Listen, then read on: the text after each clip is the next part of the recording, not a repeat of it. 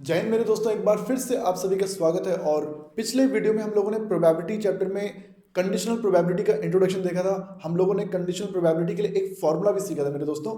आज हम उसी फॉर्मूले पर बेस्ड काफी सारे आपके एनसीईआरटी 13.1 के क्वेश्चंस देखने वाले हैं दोस्तों। ठीक है, तो चलिए सबसे पहले हम शुरू करते हैं क्वेश्चन नंबर 13.1 के क्वेश्चन नंबर 3 से। क्वेश्चन नंबर 3, क्वेश्चन 3 आपकी स्क्रीन पे देखिए आ चुका होगा। कहता है कि evaluate the value of probability of A union B. ये हमें इस क्वेश्चन में फाइंड करना है मेरे दोस्तों। और फिर कहता है कि प्रोबेबिलिटी ऑफ ए का जो ट्वाइस है और जो प्रोबेबिलिटी ऑफ बी है, दोनों एक दूसरे के इक्वल है और दोनों ही 5/13 के इक्वल है। ठीक है, और क्वेश्चन में एक बात और बताई गई है कि जो probability of A by B है उसकी वैल्यू 2/5 है। तो दोस्तों मैं आपको याद दिला दूं, जब भी probability of A by B आपसे बोली जाती है तो इसका मतलब होता है ए और बी की प्रोबेबिलिटी का intersection divided by probability of B. A और बी के जो इंटरसेक्शन की प्रोबेबिलिटी होती है उसको डिवाइड कर दिया जाता है प्रोबेबिलिटी ऑफ बी से। अब देखिए ऐसा है ना, इस ए बाय बी का मीनिंग क्या था मेरे दोस्तों? इसका मीनिंग है कि जो चीज न्यूमरेटर में है उसकी प्रोबेबिलिटी अगर इवेंट बी हो चुकी हो, जो चीज डिनोमिनेटर में है वो इवेंट हो चुकी है, और इस बी के होने के बाद हम क्या फाइंड कर रहे हैं? हम ए की प्रोबेबिलिटी फाइंड कर रहे हैं। ओके, तो ठीक है, ये चीज आप लोगों ने कल देखी थी। अब देखिए मेरे दोस्तों, ऐसा है ना, पी ए बाय बी की वैल्यू क्वेश्चन में ऑलरेडी दे रखी है 2/5 और अब मुझे ए यूनियन बी फाइंड करना है। तो देखिए ऐसा है ना, ए यूनियन बी निकालने के लिए फॉर्मूला होता है, ए यूनियन बी निकालने के लिए फॉर्मूला होता है मेरे दोस्तों, वो होता है probability of A plus probability of B minus probability of A intersection B. Union find करना है तो ए में बी प्लस कर लो और माइनस कर लो इंटरसेक्शन को। राइट, अब देखो बी की प्रोबेबिलिटी है मेरे पास, बी की प्रोबेबिलिटी 5/13 है।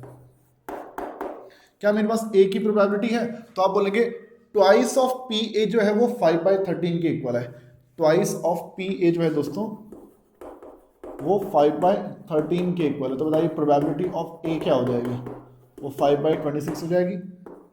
5/26 माइनस करेंगे ए इंटरसेक्शन बी, और ए इंटरसेक्शन बी दोस्तों हमको यहाँ से मिलने वाला है। देखिए ए बाई बी का फॉर्मूला होता है probability of A intersection B upon में probability of B equal to 2/5। अब इंटरसेक्शन तो मुझे मालूम नहीं है दोस्तों, लेकिन हाँ इस पी बी को मैं राइट साइड में भेज दूंगा तो 2/5 इंटू में पी बी आ जाएगा। पी बी को राइट साइड में लेके पी बी इंटू में 2/5 और 2/5 की मल्टीप्लाई पी बी से करेंगे दोस्तों तो पी बी की वैल्यू है 5/13। और यहाँ पर आप देख सकते हैं 5 से 5 कट जाएगा, 2/13। अब इस वैल्यू को वहाँ पुट कर लेते हैं। देखो इंटरसेक्शन मुझे मिल गया 2/13, 2/13 तो इसको सॉल्व कर लेंगे दोस्तों। 26, 5 26 को 13 से डिवाइड करेंगे 2 इंटू 5 10 माइनस में 4 तो 10 जमा 5 15 और माइनस का 4 11/26। तो दोस्तों ये हमने ए यूनियन बी फाइंड कर लिया। तो देखो ये एक वार्म अप क्वेश्चन था, एक आसान क्वेश्चन था दोस्तों। ठीक है, ये आई थिंक आप लोगों ने कर भी लिया होगा, इसमें आप लोगों को दिक्कत नहीं आई होगी। अच्छा, अब हम चलते हैं एक बार क्वेश्चन नंबर 7 का सेकंड पार्ट। क्वेश्चन नंबर 7 का सेकंड पार्ट, क्वेश्चन नंबर 7 और इसका सेकंड पार्ट दोस्तों। देखिए 7 के सेकंड पार्ट में देखो क्या बोला गया है। क्वेश्चन में कहता है कि 2 कॉइन्स आर टॉस्ड वंस, 2 सिक्कों को एक बार उछाला है। तो देखो आपके दिमाग में जो नंबर आएंगे HH, HT, TH और TT, ये नंबर आपके, ये आउटकम्स आपके माइंड में आ जाएंगे। ये हमारे लिए सैम्पल स्पेस है। अब सैम्पल स्पेस देखो हर बार सैम्पल स्पेस को बनाना पॉसिबल नहीं होता। ठीक है, फिलहाल अभी सैम्पल स्पेस छोटा था इसलिए मैंने बना दिया, लेकिन हर बार नहीं बना पाएंगे भाई। ठीक है, और फिर कहता है कि ई इवेंट क्या है? नो टेल अपीयर, एक भी टेल नहीं आना चाहिए भाई। तो यानी देखो ये तो HH की बात कर रहा है, देखो क्योंकि इसमें भी टेल है, इसमें भी टेल है, इसमें भी टेल है, और इसने क्या बोला? टेल आना ही नहीं चाहिए। तो ये किसकी बात कर रहा है? ये HH की बात कर रहा है। और इवेंट F क्या है मेरे दोस्तों? इवेंट F जो इवेंट हो चुकी है, नो हेड अपीयर,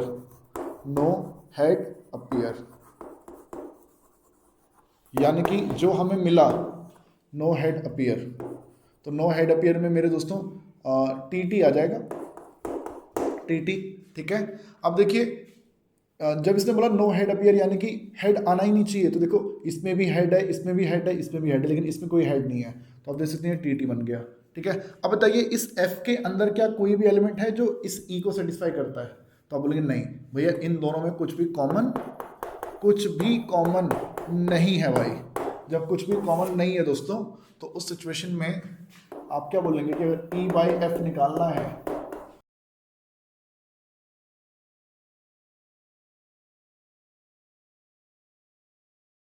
अब f के अंदर तो भैया f के अंदर तो चलो एक एलिमेंट है, पर e और f के इंटरसेक्शन में एक भी एलिमेंट नहीं है, तो जो आपका आंसर मेरे दोस्तों वो 0 के इक्वल आ जाएगा भाई। ठीक है, तो यहाँ पर ये क्वेश्चन हमारा हो जाता है समाप्त। हम चलेंगे एक अच्छे क्वेश्चन की तरफ। क्वेश्चन नंबर 8, एक बच्चे ने मुझे इंस्टाग्राम पे मैसेज भेज के बोला था कि सर क्वेश्चन नंबर 8 करवाना, और एक बच्चे ने एग्जाम्पल 7 करवाने के लिए भी बोला है, तो ये दो क्वेश्चन भी दोस्तों हम देखेंगे। चलिए दोस्तों, अब क्वेश्चन नंबर 8 आपकी स्क्रीन पे आ चुका है। देखिए क्वेश्चन नंबर 8 में क्या कहता है, अ डाई इज थ्रोन 3 टाइम्स। एक डाइस को हमने 3 बार फेंक दिया, 3 बार। अब सोचो डाइस को हम जब एक बार टॉस करते हैं तो रूल होता है कि टोटल 6 आउटकम्स होंगे, 1 2 3 4 5 6। जब 2 बार टॉस करते हैं तो 36 आउटकम्स होते हैं भाई। जब डाइस को 3 बार थ्रो करते हैं तो 6 की पावर 3 216 आउटकम्स होते हैं। तो इस बात को याद रखो भाई, जैसे कॉइन के लिए रूल चलता है 2 की पावर n, ऐसे डाइस के लिए रूल चलता है 6 की पावर n, राइट। अब इसने क्वेश्चन में देखो एक बहुत ही खतरनाक सा रैंडम एक्सपेरिमेंट कर दिया है कि अ डाई इज थ्रोन 3 टाइम्स। जब डाइस को 3 बार फेंक दिया तो भैया सैंपल स्पेस में कुल मिला के 216 आउटकम्स आ जाएंगे, और उन 216 आउटकम को लिखना हमारे लिए भैया पॉसिबल है, पर फिलहाल समय के अभाव में हम इतना नहीं करेंगे। बोर्ड के पेपर में 216 आउटकम लिखने बैठ जाओगे तो भैया 3 घंटे तो वैसे ही लग जाएंगे तुम्हें। तो भाई लोग अब थोड़ा दिमाग से खेलेंगे यहाँ पर, बढ़िया से एकदम सोचेंगे। जरा देखिएगा दोस्तों, एक इवेंट है ई और एक इवेंट है एफ। इवेंट ई क्या कहती है, 4 on the third toss, 4 on third toss. और इवेंट एफ क्या कहती है, 6 and 5 on first 2 tosses respectively. ठीक है दोस्तों, अब जरा सोचिए इसका जो सैंपल स्पेस है दोस्तों, सैंपल स्पेस वो बहुत बड़ा है भाई। उसके अंदर 216 एलिमेंट्स हैं, सबको नहीं लिख सकते। देखो डाइस आपको मालूम है, जब डाइस को 3 बार फेंकोगे, पहली बार फेंकोगे तो 1 आया, दूसरी बार फेंकोगे तो 1 आया, तीसरी बार फेंकोगे तो 1 आएगा। जरूरी नहीं है तीसरी बार पे 1 आए, 2 भी आ सकता है, 3 भी आ सकता है, 4 भी आ सकता है, 5 भी आ सकता है, 6 भी आ सकता है। 6 एलिमेंट ही हो गए। अब ऐसे ही यहाँ 1 था ना, अब यहाँ 2 लिख लो, फिर यहाँ 1 2 3 4 5 6, 6 हो जाएंगे। ऐसे यहाँ 3, यहाँ 4, यहाँ 5, यहाँ 6, तो इन दोनों से ही हमारे 36 एलिमेंट बन गए। फिर 36 इसके भी होंगे, 36 इसके भी होंगे, 36 इसके भी होंगे, 36 इसके भी होंगे, और 36 इसके भी होंगे। 216 एलिमेंट बन जाएंगे 36 को 6 बार प्लस करोगे तो सबको लिखना संभव नहीं है, सबको नहीं लिख रहे भाई हम। ठीक है, तो इसने क्या बोला कि एक इवेंट ई है, इसकी प्रोबेबिलिटी फाइंड करनी है, और इवेंट एफ ये हो चुकी है। जो इवेंट हो चुकी है जरा उसको देखो, 6 and 5 on the first 2 tosses respectively. भाई पहली बारी में 6 आए, दूसरी बारी में 5 आए, तीसरी बारी में क्या आए ये नहीं बताया, वो तुम खुद सोचो। अब सोचो डाइस को तुमने फेंका, पहली बारी में 6 आया, फिर दूसरी बार फेंका फिर 5 आया, फिर तीसरी बार भी फेंका, पर ये नहीं बताया कि क्या आया। अब सोचो क्या क्या आ सकता है। जब हमें बताया नहीं गया कि क्या हुआ है, तो उस सिचुएशन में हम फिर यहाँ पे चांसेस की बात करते हैं कि क्या क्या आ सकता है। तो आप बोलोगे तीसरी बारी में जब डाइस को फेंकेंगे तो 1 भी आ सकता है, 2 भी आ सकता है, 3 भी आ सकता है, 4 भी आ सकता है, 5 भी हो सकता है, और 6 भी हो सकता है। ठीक है दोस्तों, ओके सर। तो बच्चों अब जरा सोचिए इस F में कुल मिला के कितने एलिमेंट हैं, तो आप बोलोगे 1 2 3 4 5 6। F के अंदर कितने एलिमेंट है, 6 एलिमेंट है। मुझे फाइंड करना क्या है, मुझे चाहिए E बाई एफ। इसके लिए फॉर्मूला क्या होता है, E और F का इंटरसेक्शन अपॉन में प्रोबेबिलिटी ऑफ F। अब सोचो इस एफ में तो 6 ही एलिमेंट है, राइट। जो इवेंट हो चुकी है उसके अंदर कुल मिला के एलिमेंट है कितने, 6, टोटल 6 आउटकम्स हैं। इन 6 में से ऐसे कितने आउटकम्स हैं जो इस ई को सेटिस्फाई करते हैं? क्या 651 इसको सेटिस्फाई करता है? 4 ऑन थर्ड टॉस, कर ये नहीं करता, ये भी नहीं करता, ये भी नहीं करता, हाँ ये करता है भाई 654। बात समझ में आ रही है मेरे दोस्तों? देखो ई और एफ के इंटरसेक्शन का मतलब क्या है? वो एलिमेंट जो ई को भी सेटिस्फाई करे और वो एलिमेंट जो एफ को भी सेटिस्फाई करे। देखो ई क्या बोलती है कि 4 हो किस पे, ऑन थर्ड टॉस पे, तीसरी बारी में क्या दिखना चाहिए, 4 दिखना चाहिए। और एफ क्या कहता है, 6 दिखना चाहिए पहले पे, 5 दिखना चाहिए दूसरे पे। एक मात्र एलिमेंट बन गया क्या, 6, 5 एंड 4। और अदरवाइज आप ये देख सकते हैं कि इन 6 में से मात्र एक यही एलिमेंट है 654 जो इस कंडीशन को भी सेटिस्फाई कर रहा है दोस्तों। तो इसलिए क्या बन जाएगा, ई और एफ का इंटरसेक्शन। और दोस्तों उन 6 में से क्योंकि एक ही एलिमेंट है इसलिए प्रोबेबिलिटी हो जाएगी 1/6। This is the probability of E bye F. मैं मान के चलो मेरे दोस्तों आपको ये बात समझ में आई होगी। अब हम चलेंगे नेक्स्ट क्वेश्चन पे। देखो अगर तुम ऐसे पूरा सैंपल स्पेस लिखने बैठ जाओगे ना, देखो लिखने के लिए मैं इसको भी लिख सकता हूँ यार। देखो कैसे टाइम पास करेंगे, 4 ऑन द थर्ड टॉस, तो 1 1 4 1 2 4, ऐसे कहाँ तक 1 6 4 तक, 6 एलिमेंट तो ही होंगे। अब इसमें से एक भी एलिमेंट उसमें नहीं होगा क्योंकि उसकी शुरुआती कहाँ से हो रही है, 6 से हो रही है ना। ऐसे 2 1 4 2 2 4, ऐसे कहाँ तक 2 6 4 तक। ऐसे कहाँ तक जाएगा मेरे दोस्तों, 6 1 4 6 2 4 6 3 4 6 4 4 6 5 4 6 6 4। तो बढ़िया से टाइम पास हो गया। और आपने देखा कि जब भी यहाँ पे 1 था 2 था 3 था 4 था 5 था, उसमें से कोई भी एलिमेंट वहाँ से मैच नहीं कर रहा था। एकमात्र इस 6 वाली रो में ये एलिमेंट है 654 जो उससे मैच कर रहा है, और यही एलिमेंट हमारा कॉमन भी है दोस्तों। इसलिए मेरा आंसर भी क्या आ गया है, 1/6। मैं मान के चल रहा हूँ आपकी बात समझ में अब आ गई होगी। अब हम चलेंगे सीधा नेक्स्ट क्वेश्चन पे। चलिए दोस्तों अब हम देखेंगे क्वेश्चन नंबर 9। क्वेश्चन नंबर 9 में देखिए क्या बोलता है। क्वेश्चन नंबर 9 में कहता है कि mother father and son line up at random for a family picture. ठीक है दोस्तों, देखो परिवार में माता पिता और बेटा तीनों मिलकर भैया परिवार की फोटो क्लिक करवाना चाह रहे हैं। तो देखिए पॉसिबिलिटीज क्या क्या है कि भैया वो किस ऑर्डर में खड़े होने वाले हैं। तो हो सकता है मदर यहाँ हो, फिर फादर हो और फिर सन हो, है ना। फिर या फिर मदर यहीं पर हो लेकिन फादर और सन अपनी पोजीशन को चेंज कर लें, या फिर सन फादर मदर हो सकता है, या फिर सन मदर फादर हो सकता है। और दोस्तों अगर फादर पहले हैं तो मदर सन हो सकता है, और अगर फादर पहले हैं तो सन मदर हो सकता है। तो दोस्तों ध्यान से समझिएगा, फादर मदर ज़्यादा नहीं होना चाहिए यहाँ पे। देखिए दोस्तों फिर क्या कहते हैं, ई इवेंट है कि son on one end, son on one end, जो बेटा है वो किसी एक किनारे खड़ा हो, किसी एक एंडिंग की तरफ। जैसे सन एक किनारे पे खड़ा है, ये तो सन बीच में हो गया, सन साइड में देखो यहाँ पे सन फादर मदर, सन मदर फादर, या फिर फादर मदर सन। ठीक है दोस्तों, इवेंट ई हो गई। अब एक इवेंट एफ में क्या है दोस्तों, इवेंट एफ में कहता है father in the middle, father in middle. अब जब फादर मिडल में कह रहा है भाई, तो या तो मदर फादर सन ही हो सकता है, या सन फादर मदर हो सकता है। ये दो ही सिचुएशन है भाई, ठीक है। तो बताओ क्या इन दोनों में कुछ कॉमन है, ई और एफ का इंटरसेक्शन। तो देखो ऐसा है ना, इवेंट ई और एफ का इंटरसेक्शन, आप उनकी डेफिनेशन को पढ़ सकते हैं। फादर ऑन मिडल, देखो फादर मिडल में भी रहने चाहिए और सन किसी एक एंड में भी रहना चाहिए। तो सोचिए कब पॉसिबल है, फादर अगर मिडल में है तो सन यहाँ हो मदर वहाँ हो, या फिर फादर अगर मिडल में है तो मदर यहाँ हो और सन वहाँ हो।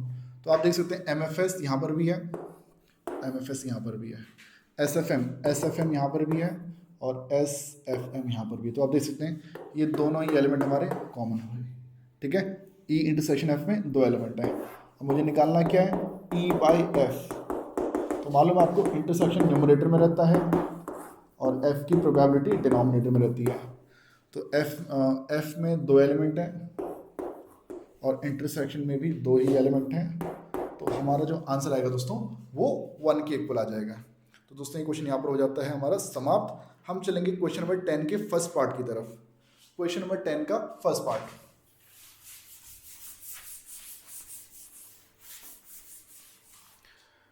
क्वेश्चन नंबर 10 का फर्स्ट पार्ट देखिए, इसमें क्या कहता है।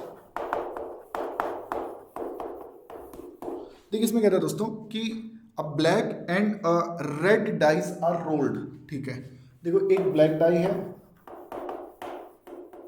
और दूसरी रेड डाइस है। ठीक है दोस्तों, कहते हैं कि देखो ब्लैक डाई को भी रोल कर रहे हो, रेड डाइस को भी रोल करते हो। थोड़ा सोचो, जब ब्लैक डाइस को रोल करोगे तो टोटल आउटकम्स कितने होंगे? 6। जब रेड डाइस को रोल करोगे तो टोटल आउटकम्स कितने होंगे? 6। तो 6 × 6 टोटल 36 आउटकम्स हमारे आने वाले हैं दोस्तों। ऐसे समझ लीजिए कि जब ब्लैक डाई को रोल किया, देखो पहले ब्लैक डाई को रिप्रेजेंट करूंगा और बाद में रेड डाई को रिप्रेजेंट करूंगा। सोचो ब्लैक पे आया 1 तो रेड पे क्या आएगा? तो तुम बोलोगे 1 भी आ सकता है, 2 भी आ सकता है, 6 तक कुछ भी आ सकता है। पर जरूरी नहीं है ना ब्लैक पे 1 ही आए, ब्लैक पे 2 भी आ सकता है। अब ब्लैक पे मान लो 2 आ गया तो रेड पे क्या आने वाला है? तो रेड पे 1 2 ऐसे 6 तक कुछ भी हो सकता है। तो ऐसे में भी दोस्तों 6 1 ये कुछ इस टाइप से आ गया दोस्तों। सही बात है। तो यहाँ पर 36 आउटकम्स हैं सैंपल स्पेस में, इस पूरे को भी लिखने की जरूरत नहीं थी। ठीक है, अब क्वेश्चन को आगे पढ़ते हैं। जिसका पहला पार्ट है, फर्स्ट पार्ट, उसमें देखो क्या बोला गया क्वेश्चन में। कहता है कि देखो याद रखिएगा, इस चीज को याद रखिए, जो स्टेटमेंट वाले क्वेश्चन आते हैं, जो भी इवेंट आपको फाइंड करनी है, जिस भी इवेंट की प्रोबेबिलिटी फाइंड करनी है, उसको नाम दीजिएगा ई। और जो इवेंट हो चुकी है या फिर जो इवेंट गिवन है उसे नाम दीजिएगा एफ। जो इवेंट फाइंड करनी है वो ई, जो इवेंट हो चुकी है या जो गिवन है उसको नाम देना एफ। पढ़ते हैं क्वेश्चन को। Find the conditional probability of obtaining a some greater than 9। Some greater than 9, summation greater than 9 हो, इसकी प्रोबेबिलिटी फाइंड करो। ठीक है, और क्या बोलता है? Given that black dye resulted in 5, या फिर हम ये भी कह सकते हैं black dice shows 5। Okay, black dye ने क्या शो किया? ब्लैक डाई के जब देखो पहले हमने ब्लैक डाई फेंकी, उसके बाद हमने रेड डाइस फेंकी। ब्लैक डाइस पर क्या आना चाहिए दोस्तों? 5 आना चाहिए। ठीक है, तो देखो एक काम करते हैं, इसको तो लिख लेंगे पहले ना, मैं एफ वाला एलिमेंट लिख देता हूं। Black dice shows 5। Black dice हमारी पहली वाली डाइस है। सो जो पहली डाइस ब्लैक डाइस पे 5 आया तो रेड पे क्या आया होगा? तो आप बोलेंगे 1 भी आ सकता है, 2 भी आ सकता है, 3 भी आ सकता है, 4 भी आ सकता है, 5 भी आ सकता है और 6 भी आ सकता है। राइट, ये हमारी इवेंट एफ है कि ब्लैक डाइस शोज 5। अब ये बताइए इन 6 में से कितने एलिमेंट ऐसे हैं जो इस ई को भी सेटिस्फाई करते हैं? वही तो हमारे लिए इंटरसेक्शन होगा। इंटरसेक्शन का मतलब क्या है? वो एलिमेंट जो ई और एफ में कॉमन हो भाई। तो बताओ उस एफ में ऐसे कितने एलिमेंट है जो इस ई को भी सेटिस्फाई करते होंगे? तो आप देखो 5 + 1 6 होता है, 9 से बड़ा नहीं आ रहा। 5 + 4 9 होता है, पर मुझे 9 नहीं चाहिए, मुझे ग्रेटर देन 9 चाहिए भाई। तो इसको भी कर देंगे रिजेक्ट। 5 + 5 क्या होता है? 10 होता है। क्या ये 9 से बड़ा है? तो आप बोलेंगे यस। और 5 + 6 क्या होता है भाई? 11 होता है। क्या वो 9 से बड़ा है? तो आप बोलेंगे यस। दोस्तों ये ई इंटरसेक्शन एफ है। आपको इस ई के सारे आउटकम्स को अलग से लिखने की जरूरत नहीं है, अलग से जरूरत नहीं है दोस्तों। लिख भी लोगे तो आपका टाइम वेस्ट होगा। देखो मैं टाइम वेस्ट करके दिखाता हूँ। Greater than 9, summation greater than 9 का मतलब क्या होता है? समेशन या तो 10 होना चाहिए, 4 6 5 5 6 4। समेशन या तो 11 होना चाहिए, 5 6 6 5। समेशन या तो 12 होना चाहिए, यानी कि 6 और 6। अब देख लो इसमें और उन सब में कॉमन क्या है? तो आप बोलेंगे एक तो हमारा 5 6 कॉमन है और एक हमारा 5 5 कॉमन है। 5 5 वहाँ पर भी है और 5 6 भी वहाँ पर भी। तो तभी देखो यही 2 एलिमेंट हमारे कॉमन आएंगे। तो आप सिंपल इस डेफिनेशन को पढ़ के भी दोस्तों ई और एफ का इंटरसेक्शन लिख सकते हो। वो मैंने करके देख भी दिया। ठीक है, अब मुझे चाहिए क्या? मुझे तो फाइंड करना है probability of E bye F. तो इंटरसेक्शन न्यूमरेटर में, एफ डिनोमिनेटर में। इंटरसेक्शन में 2 ही एलिमेंट हैं और एफ में मेरे दोस्तों, एफ में 1 2 3 4 5 6 6 एलिमेंट है और हमारा आंसर आ जाएगा 1/3। और इसके साथ ही दोस्तों ये क्वेश्चन हमारा हो जाता है समाप्तम। 1/3 फर्स्ट पार्ट मैंने करवा दिया है, सेकंड पार्ट दोस्तों आप लोग खुद से कीजिएगा। ओके, क्वेश्चन 11 आप लोगों ने खुद से ट्राई करना, आई थिंक हो भी गया होगा, किसी ने डाउट्स में पूछा भी नहीं था। क्वेश्चन नंबर 12 की मेरे दोस्तों मैं बात करने वाला हूँ आपके साथ। क्वेश्चन नंबर 12 देखिए, इसमें बोला गया कि assume that each born child is equally likely to be a boy और a girl if a family has 2 children. अब सोचिए एक परिवार में 2 बच्चे हैं बेटा, हो सकता है कि दोनों बॉय हों या दोनों गर्ल्स हों, पहला बॉय दूसरी गर्ल, गर्ल बॉय। मेरे दोस्तों ये 4 ही पॉसिबिलिटीज हमारे पास हैं, बड़ा बच्चा और छोटा बच्चा, बड़ा छोटा, बड़ा छोटा, बड़ा छोटा। जिसको मैंने पहले लिखा है वो एल्डर, जिसको बाद में लिखा है वो younger, right. Younger boy, younger Elder boy, younger boy, Elder girl, younger girl, Elder boy, younger girl और एल्डर गर्ल और यंगर बॉय। तो ये 4 पॉसिबिलिटीज मेरे दोस्तों मेरे सामने हैं, ठीक है। ये तो मेरे लिए हो गया सैंपल स्पेस, राइट। अब क्वेश्चन को पढ़ते हैं आगे। If a family has 2 children the family has 2 children, now what is the conditional probability that both are girls. अब देखो भाई, कंडीशनल प्रोबेबिलिटी पूछी गई और जो चीज फाइंड करनी होती है ना वो ई है और जो हो चुका है वो एफ है दोस्तों। जो फाइंड करना है उसको ई बोलेंगे, जो हो चुका है उसको एफ बोलेंगे। तो इसने पूछा what is the conditional probability that both are girls, both are girls. तो यानी पहली भी लड़की दूसरी भी लड़की, राइट। ओके, अब इवेंट एफ क्या है मेरे दोस्तों? इवेंट एफ गिवन दैट, देखो पहले पार्ट की बात करूंगा, the youngest is a girl, youngest is girl. देखिए दोस्तों, जो छोटा वाला बच्चा है वो एक लड़की होना चाहिए। तो देखो ये पहला वाला बेटा हमारे लिए एल्डर, दूसरा वाला हमारे लिए क्या है? यंगर। तो यंगर तो यहाँ पे बॉय है, ये नहीं चाहिए। यंगर यहाँ पे गर्ल है, ये चल जाएगा। यंगर यहाँ पे गर्ल है, ये भी चल जाएगा। यंगर यहाँ पे बॉय है, ये नहीं चलेगा भाई, ठीक है। इवेंट ई जो फाइंड करनी है कि दोनों लड़कियां होनी चाहिए, तो जी जी। इवेंट एफ कि जो छोटा वाला बच्चा है वो हमारा वो एक लड़की होनी चाहिए भाई। तो छोटा वाला बच्चा लड़की होने का मतलब बड़ा वाला बच्चा गर्ल भी हो सकता है, बड़ा वाला बच्चा बॉय भी हो सकता है, लेकिन जो छोटा वाला बच्चा है वो गर्ल ही होना चाहिए, लड़की ही होनी चाहिए, ठीक है दोस्तों। अब देखिए ई और एफ का इंटरसेक्शन, ई और एफ का इंटरसेक्शन जी जी और यहाँ पर भी जी जी, तो ये कॉमन एलिमेंट हो गया और ई बाई एफ निकालना है। तो ई और एफ का intersection divided by probability of F. तो ये इसमें एक ही एलिमेंट है, उसमें 2 एलिमेंट है और हमारा आंसर आ जाएगा इसमें 1/2। ओके, तो चलिए चलेंगे question number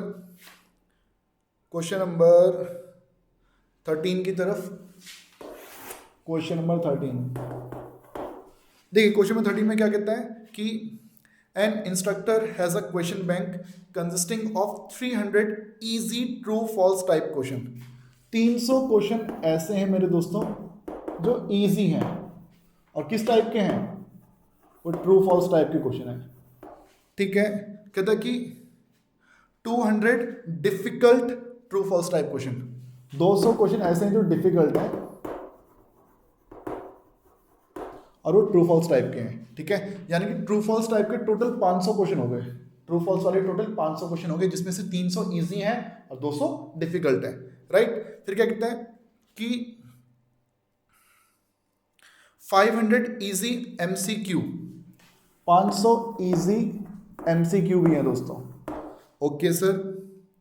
and 400 difficult MCQ भी हैं, 400 डिफिकल्ट मल्टीपल चॉइस क्वेश्चंस भी हैं। तो ये बताइए टोटल क्वेश्चंस कितने हो गए हमारे पास?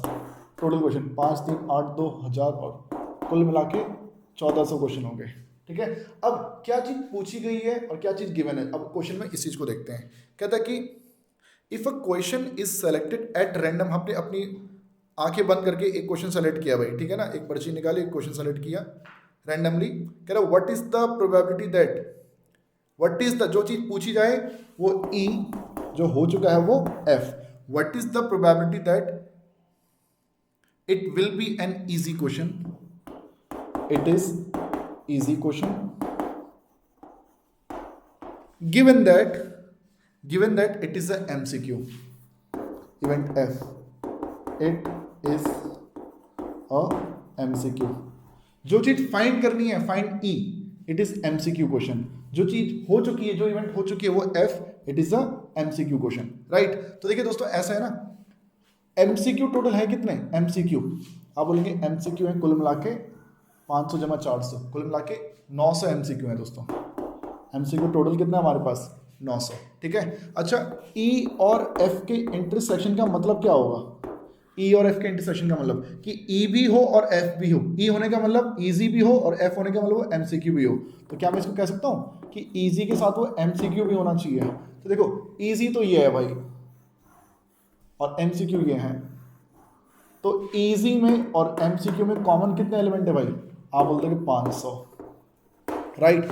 मुझे निकालना क्या है, ई और एफ का इंटरसेक्शन। देखिए जब मैं बोल रहा हूँ ई और एफ का इंटरसेक्शन, इसका मीनिंग क्या है मेरे दोस्तों, कि वो एलिमेंट जो ई को भी सेटिस्फाई करे और एफ को भी सेटिस्फाई करे। ई को वो तब सेटिस्फाई करेगा जब वो क्वेश्चन इजी होगा, और एफ को वो तब सेटिस्फाई करेगा जब वो एमसीक्यू होगा। तो सारे के सारे इजी क्वेश्चन एमसीक्यू नहीं है ना, इजी तो कुल मिला के 800 है, और उस 800 में भी एमसीक्यू कितने हैं, तो आप बोलोगे 500 ही है, तो 500 कॉमन हो गया भैया। अपॉन में प्रोबेबिलिटी ऑफ एफ, इंटरसेक्शन में 500 और एफ में मेरे दोस्तों 900, और आपका आंसर आ जाएगा 5/9। और ये क्वेश्चन यहाँ पर होता है दोस्तों समाप्त, राइट। और अब हम चलेंगे एक एग्जाम्पल नंबर 7 की तरफ। चलिए दोस्तों, अब हम चल रहे हैं आपकी बुक के एग्जाम्पल 7 की तरफ। एक इंपॉर्टेंट एग्जाम्पल है मेरे दोस्तों, एग्जाम्पल नंबर 7। देखिएगा दोस्तों ध्यान से, इस क्वेश्चन को पहले पढ़ते हैं। आपकी स्क्रीन पे क्वेश्चन आ चुका होगा। कहता है कि consider the experiment of tossing a coin. अच्छा जी, कॉइन को टॉस कर लेंगे भैया, तो ठीक है। अगर एक बार टॉस करेंगे तो हेड आएगा या टेल आएगा, दो बार टॉस करेंगे तो H H T T H T T H, यही आएगा भाई, इसके अलावा तो और कुछ नहीं आ सकता। अब अगर मैं इसमें आपसे पूछूं कि इसकी प्रोबेबिलिटी क्या होगी, तो आप बोल दोगे 1/4। इसकी प्रोबेबिलिटी क्या होगी, तो आप बोल दोगे 1/4। इसकी प्रोबेबिलिटी 1/4 और इसकी प्रोबेबिलिटी 1/4। सिंपल बोलेगे तो यही करूंगा यार, है ना। चलो पढ़ते हैं आगे। कहते हैं if the coin shows head, ओहो, यहाँ तो इसने कंडीशन लगा दी कि अगर कॉइन ने हेड शो किया तो हम कुछ करने वाले हैं। देखो भाई लोग, हम एक सिक्के को उछालते हैं, सिक्के को उछालते हैं तो दोस्तों उसमें या तो हेड आता है या फिर उसमें टेल आता है। ये दो तो हो सकता है भैया, इसके अलावा तो और कुछ नहीं हो सकता ना। ठीक है, देखो पढ़ते हैं। Consider the experiment of tossing a coin, ठीक है, सिक्के को उछाला। If the coin shows head, अगर सिक्के ने हेड शो किया तो क्या करो, टॉस इट अगेन, तो उसको दोबारा टॉस करो। अच्छा जी, सोचिए, सिक्के को उछाला, उस पर हेड आ गया। अब क्योंकि इसने बोला कि अब दोबारा टॉस करो, तो दूसरी बारी में क्या आएगा, आप बोलोगे हेड भी आ सकता है और टेल भी आ सकता है। ये बात ठीक है दोस्तों। क्वेश्चन में कहा गया था कि एक सिक्के को उछालिए, सिक्के को उछालकर अगर हेड आता है तो दोबारा से उछालो, तो दूसरी बार उछाल के हेड आ जाएगा। लेकिन अगर मान लो पहली बारी में हेड आया, जब आपने उसको दूसरी बार टॉस किया तो उसमें आपको क्या मिला दोस्तों, तब आपको उसमें टेल मिला। ये दो पॉसिबिलिटी है। लेकिन सोचो, अगर मान लो पहली बारी में हेड ना ही मिला होता, तो पहली बारी में अगर हेड मिला तो तुमने कॉइन को दोबारा टॉस कर दिया। लेकिन अगर मान लो पहली बारी में तुम्हें हेड ना मिला होता, तब क्या करते भाई, तब भैया टेल आया होता। तो पढ़ते क्वेश्चन में आगे, देखो क्या बोलता है। कहता है कि if the coin shows tail then throw a die. भैया अगर तुम्हें टेल मिल रहा है तो एक डाइस को थ्रो करो। तो डाइस को थ्रो करेंगे, देखो टेल आ गया मान लो, अब तुम डाइस को फेंक रहे हो, तो डाइस पे क्या आएगा, 1 2 3 4 5 6, यही तो आ सकता है, इसके अलावा तो और कुछ नहीं आ सकता ना। तो दोस्तों ये हमारा बन गया सैंपल स्पेस। ठीक है, आप ऐसे समझ सकते हैं कि भैया आपके पास एक सिक्का था, सिक्के के एक तरफ हेड लिखा हुआ था और एक तरफ टेल लिखा हुआ था। आपने इसको थ्रो किया, जब आपने इसको थ्रो किया, जब आपने इसको टॉस किया, तो दोस्तों आपको क्या मिला होगा, क्या आपको मालूम है कि आपको क्या मिला होगा। सर अभी सिक्के हवा में उछाला हुआ है और सोचो भैया क्या आने वाला है, तो तुम बोलोगे यार हेड भी आ सकता है और टेल भी आ सकता है। मान लो हेड आ गया होता पहली बारी में ही, तो अब आपको बोल दिया गया कि भैया तुम्हें हेड मिला है ना, अब दोबारा से थ्रो करो। अब सोचो जब दोबारा से इसको टॉस करोगे, तो दोबारा से जब सिक्के को उछालोगे तो क्या आएगा, तो आप बोलोगे हेड भी आ सकता है और टेल भी आ सकता है। तो देखो पहली बारी में मिला एच और दूसरी बारी में भी क्या मिला, एच। पहली बारी में मिला एच और दूसरी बारी में क्या मिला, टेल। ये दो एलिमेंट मैंने लिख दिए हैं। फिर सोचिए, अगर मान लो जब तुम सिक्के को पहली बार उछाल ही रहे थे हवा में, जब तुम पहली बार सिक्के को उछाल ही रहे थे मेरे दोस्तों, तो जरूरी थोड़ी है हेड मिला हो, क्या पता तुम्हें टेल मिला होता तो। और अगर तुम्हें टेल मिल गया तो तुम्हारे हाथ में फिर एक डाइस पकड़ा दी गई और बोला गया कि अब इस डाइस को फेंको। अब बताओ मेरे दोस्तों, डाइस पे क्या आएगा? तुम्हें पहली बारी में सिक्के पर मिला टेल, पहली बारी में सिक्के पर मिला टेल, उसके बाद तुम्हारे हाथ में डाइस पकड़ा दी गई और डाइस पे क्या आया होगा? 1 2 3 4 5 और 6, यही तो 6 एलिमेंट बचेंगे भाई। ठीक है, तो T1 T2 T3 T4 T5 T6। तो दोस्तों ये जो क्वेश्चन है ना, ये इफ बट वाले जो क्वेश्चन आते हैं, इस तरह के क्वेश्चंस में प्रोबेबिलिटी फाइंड करने के लिए मेरे दोस्तों हम लोगों को यूज करनी पड़ती है मल्टीप्लिकेशन थ्योरम। मल्टीप्लिकेशन थ्योरम इस तरह के एक्सपेरिमेंट में मेरे दोस्तों हम मान के चलते हैं कि जितने भी आउटकम बनेंगे वो सब इक्वली लाइकली नहीं है। इक्वली लाइकली नहीं है मतलब कि सबकी प्रोबेबिलिटी इक्वल नहीं है। जैसे देखो 6 एलिमेंट और 2 एलिमेंट, 1/8 1/8 1/8 1/8, इस टाइप से नहीं बोला जाता। इस तरह के क्वेश्चन में जब हम दो एक्सपेरिमेंट को कंबाइन कर लेते हैं, देखो एक एक्सपेरिमेंट क्या था, सिक्के को उछालने वाला, फिर एक एक्सपेरिमेंट क्या डाल दिया, सिक्के के साथ कॉइन को उछालने का, सिक्के के साथ डाइस को थ्रो करने का। तो यहाँ पे इन्होंने ना एक प्रकार से दो एक्सपेरिमेंट को कंबाइन कर दिया है। तो दोस्तों इस तरह के क्वेश्चन में प्रोबेबिलिटी फाइंड करने के लिए हम क्या यूज करते हैं? हम यूज करते हैं मल्टीप्लिकेशन थ्योरम। अभी मल्टीप्लिकेशन थ्योरम क्या है मेरे दोस्तों, जरा उसको समझिएगा। ये क्वेश्चन इसीलिए इंपॉर्टेंट है बच्चों को, इसीलिए इसमें सबसे ज्यादा दिक्कत होती है। इस मल्टीप्लिकेशन थ्योरम के अकॉर्डिंग मेरे दोस्तों अगर आपको HH की प्रोबेबिलिटी निकालनी है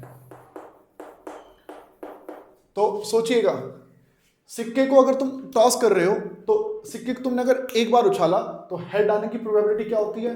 बोलोगे 1/2। हेड आने की प्रोबेबिलिटी क्या होती है? 1/2। तो आंसर आपको क्या मिला? 1/4। 1/4, राइट। अच्छा, अगर मैं तुमसे बोलूं इस HT की प्रोबेबिलिटी क्या होगी? HT की प्रोबेबिलिटी, तो सोचो सिक्के को उछाल रहे हो हवा में, हेड आने की प्रोबेबिलिटी क्या होती है? 1/2। फिर सिक्के को दोबारा उछाला हवा में, टेल आने की प्रोबेबिलिटी क्या होती है? 1/2। अगेन आंसर क्या आ गया? 1/4। सी बात है। तो ठीक है, इसकी प्रोबेबिलिटी 1/4 है, इसकी प्रोबेबिलिटी 1/4। T1 की प्रोबेबिलिटी क्या होगी? T1 की प्रोबेबिलिटी, तो सोचो सिक्के को हवा में उछाल रहे हो, टेल आने की प्रोबेबिलिटी 1/2 इनटू और 1 आने की प्रोबेबिलिटी, पहले तुमने सिक्के को उछाला, कॉइन को टॉस किया तो कॉइन पे टेल आने की प्रोबेबिलिटी 1/2, फिर तुमने डाइस को थ्रो किया और डाइस पे 1 आने की प्रोबेबिलिटी 1/6। तो आपका आंसर कितना आ जाएगा?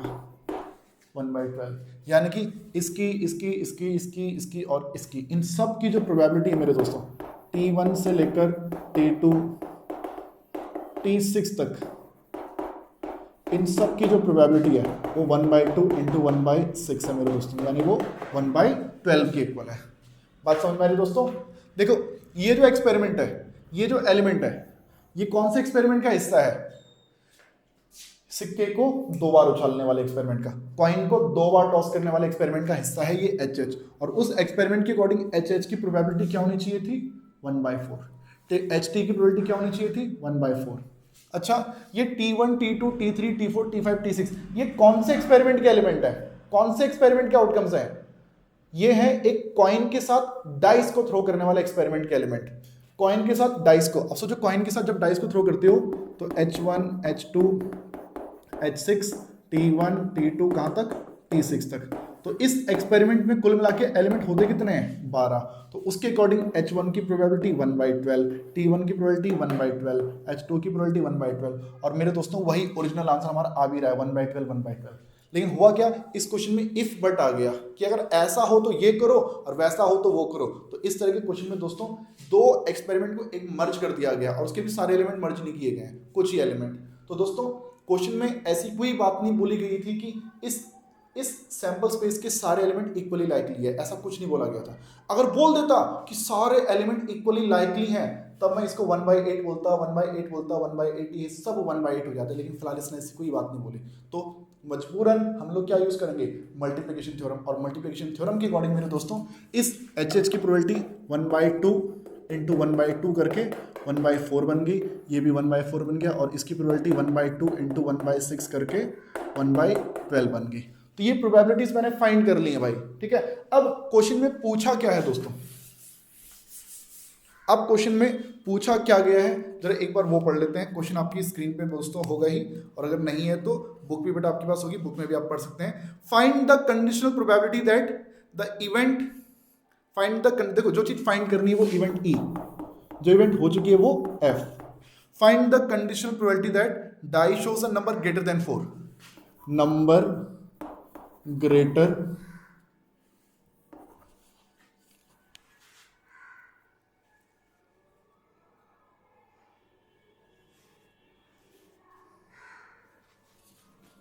नंबर ग्रेटर देन 4, ये इवेंट ई है। और इवेंट एफ क्या है मेरे दोस्तों, इवेंट एफ, इवेंट एफ कहती है there is at least one tail, at least one tail. ये दो इवेंट है दोस्तों, ये इवेंट फाइंड करनी है और ये इवेंट हो चुकी है। इवेंट ई क्या है, number greater than 4, die shows a number greater than 4, और इवेंट एफ क्या है, there is at least one tail. तो सोचिए इस 4 वाले इसमें क्या क्या एलिमेंट आएंगे, at least number greater than 4, number greater than 4 में एक तो T5 आ जाएगा और दूसरा T6 आ जाएगा, T5 और T6। और जब बोलेंगे एटलीस्ट वन टेल, तो एटलीस्ट वन टेल में मेरे दोस्तों एक तो HT आएगा, T1 T2 कहाँ तक, T6 तक, ये सब आ जाएंगे, राइट। अच्छा बताइए अब इन दोनों में कॉमन क्या है, उस ई में और एफ में। तो आप देखेंगे T5 यहाँ पर भी होगा, T6 यहाँ पर, वो दोनों ही एलिमेंट कॉमन है यार, T5 भी और T6 भी, ठीक है दोस्तों। T5 और T6 दोनों हमारे कॉमन है। तो अब निकालते हैं प्रोबेबिलिटी, अब चलते हैं प्रोबेबिलिटी पे।